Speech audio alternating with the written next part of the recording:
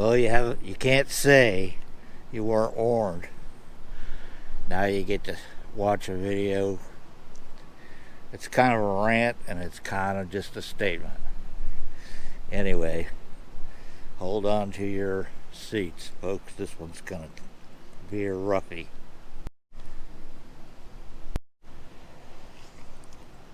Okay, I want you to imagine something. Some wacko is attempting to get into your home. Your kids are in bed asleep, and you dial 911. Oh, wait. Thanks to defunding of the police, 911 can only send SWAT teams now. Of course, SWAT doesn't mean the same as it used to. Now it means social workers and therapists. Also, when you call 911, you get some bullshit recording. Meanwhile, the criminal, most likely armed and violent, is beating on your door trying to get in. Your children are in danger, and hell, you're even in danger. Well, you have a choice.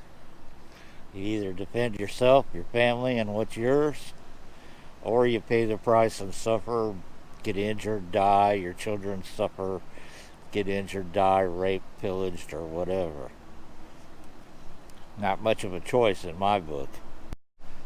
So, with a little luck, a little bit of training, some decent equipment, you can probably survive this kind of an incident.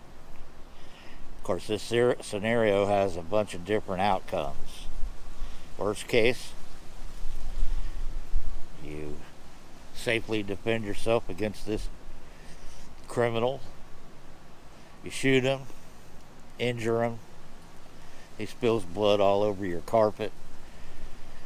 The SWAT team, those social workers and the therapists and all show up at your house, try to console you. They may even call an ambulance and have the criminal hauled off to some hospital.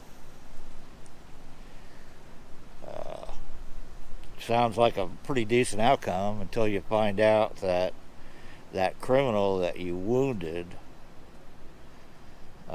decides, since he's got so much time on his hands, that he's going to hire an attorney and sue you in civil court.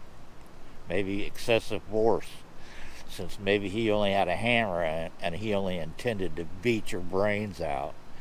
But you, on the other hand, had a gun and you tried to let the air out of him.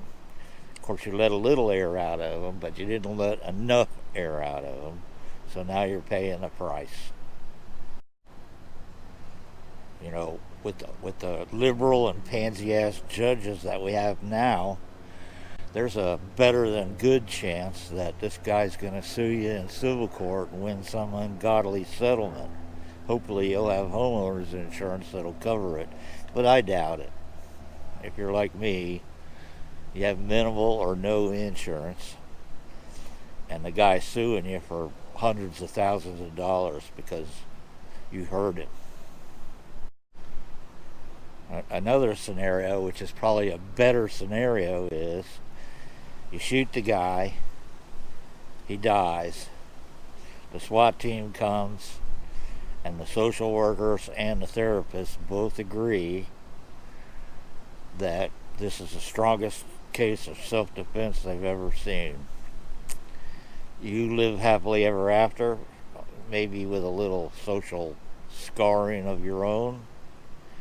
The criminal has his air let out permanently, won't be able to bother anybody else, he won't get out on bail, he won't serve time after he plea bargains his criminal assault down to some misdemeanor bullshit charge, and then get out and then know where you live and attack you. So, in my view, the best thing you can do is make sure you let the air out of anybody you decide to shoot. Let it all out. Dead is good. He can't testify at his own civil suit against you of how bad you were and how dangerous you are with a gun compared to him. Yeah, he only had a hammer. So it's definitely excessive force. Now, you got to understand all this happened after the police have been defunded. But at least you and yours survived. Doesn't sound like a great system to me, but it's what we have, and it's a proven fact that there's a good chance that if you use a firearm in self-defense, that thanks to liberal ideology, pansy-ass judges, district attorneys that are basically anti-constitutional, that you're going to be spending some time in court, if not in jail. That's our system. It can only get worse once the police are defunded. But I still recommend that you get armed, get trained, and rely on yourself for your own protection, since the police have been defunded or are being defunded. And even if they're not in your local area, it may take them several minutes to arrive on the scene, and by that time, either you or the criminal has been injured or hurt or died.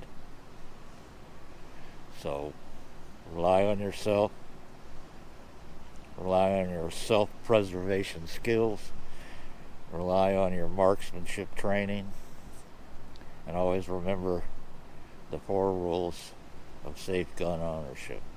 And if you don't know what those are, just take a minute, look them up.